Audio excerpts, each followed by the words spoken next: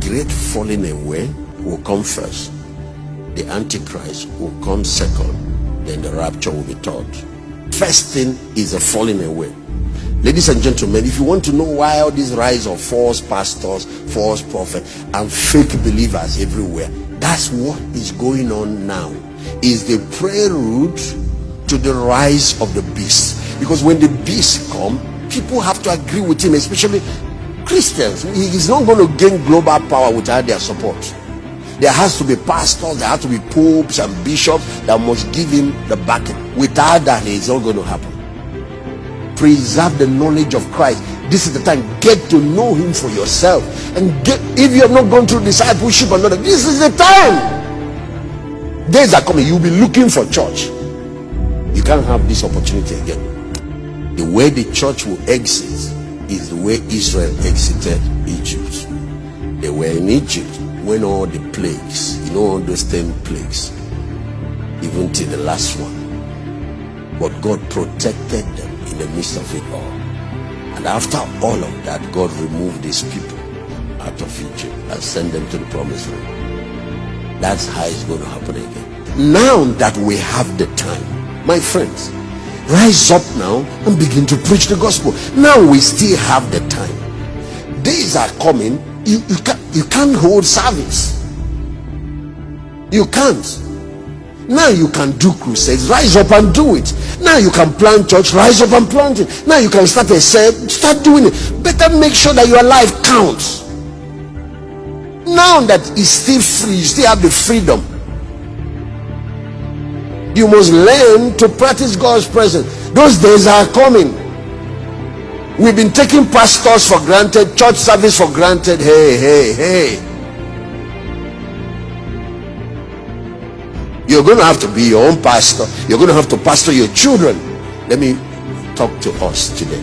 Every one of you should go and study the Chinese church. What happened during the communist era? Christianity. There were about 800,000 Christians when the communist revolution. Chairman Mao led the communist revolution. And there were 10,000 missionaries. They were all sent out of China. All the pastors were arrested. Somebody like Watchman Nee stayed and died in prison. One of the most prominent Chinese preachers of that time. They sacked all the missionaries, arrested all the pastors, seized all the church buildings. Not a single church building was left. Stopped any form of broadcast on TV or on any form of technology. And then started hunting Bibles. He didn't want any Bible of any type in the whole of China. The Western missionaries from America, from Britain, all cried. They were praying for China. They said the church, because it's a young church, it will die. Who told you? Church does not die because of persecution. I said fire does not destroy gold, it only purifies it. When China finally opened up to the world again, after 30 years, you know what they found? That less than 1 million believers, 800,000, has grown to about 150 million.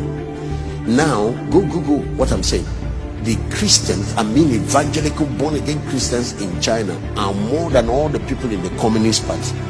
The Communist Party has about 90 million people. The church grew when it went underground. The church grew when they removed all the pastors. The church grew when they removed all the church building. The church grew when they stopped crusade. The church grew when they stopped preaching on TV. The church grew when they removed. Of course, what the missionaries now, the Western churches did, is to make sure they found a way to smuggle Bible, and they caught some of the smugglers. Now, watch. When communism fell, they found out that the church that was not up to 1,800,000 and something has grown to over 150 million. What happened? It was when believers discovered that we are all ministers, we are all priests. Every family becomes church, and that's when it includes. So if you're talking about great tribulation, the Chinese people have experienced it, the early church has experienced it, Christians are experiencing it in the Middle East. One of the fastest growing church now is happening in Iran. One of the strategies for the end time church going forward is to return back to discipleship and to return back to small groups. And all of you that are listening to me, start your own cell. That is the way forward. These large congregations and worship services, this thing has shaken it up now. This lockdown, something more serious is on the horizon.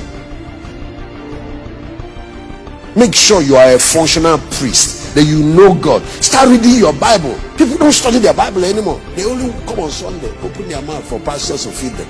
Now, when the pastor is saying something wrong, you can't tell. What will happen is a test. I'm reading it, this Amplified Bible, to refine, to purify, and to make those among God's people white, even to the time of the end, because it's yet for an appointed time. So apart from the separation, to remove false believers, is also to prepare us for the rapture. And that's why I tell, if you remain a lukewarm Christian, what will wake you up is coming. You better not wait for that. Now we have the time. Let's take advantage of it to reach the world for Christ, to reach our communities, to reach our cities, to make sure that our family members are in the ark before the flood starts, to make sure that we reach everybody. Now we have technology, the freedom to do everything. Let's utilize it. Now we have the chance. Let's live for God and live for Christ and be completely sold out to Him.